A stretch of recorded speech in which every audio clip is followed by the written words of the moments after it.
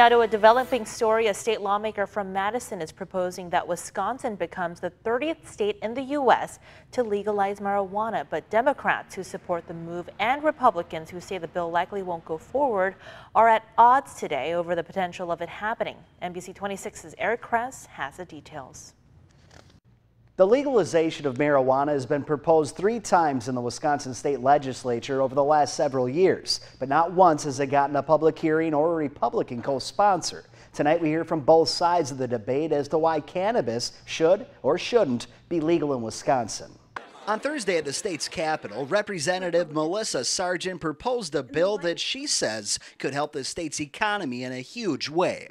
Wisconsin is facing $1 billion budget deficit, an insolvent transportation fund, and no plans to increase revenue to fund some of our state's most important programs.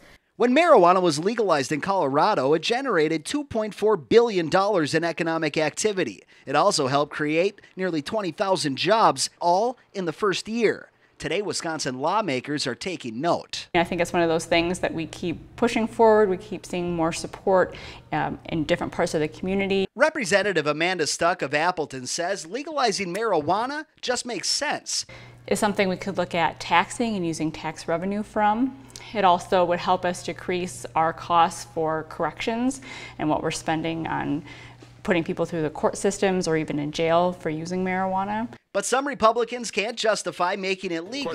Representative David Steffen of Green Bay points to the fact that the federal government still classifies marijuana as an illegal drug. The reality is I don't believe my caucus or the governor or the state senate have an appetite for making marijuana 100% legal across the state of Wisconsin. Representative Steffen admits economic growth is plausible through the taxation of marijuana, but he says it could come at a cost to society's most impressionable. The youth has really had some negative consequences on brain development, academic performance, and so I think there are some watch-outs that still exist as relates to recreational broad access to marijuana. The bill's author is yet to find vocal support from a Republican in the legislature, but many Democrat representatives say it's just a matter of time. Keeping you connected, I'm Eric Kress with NBC 26.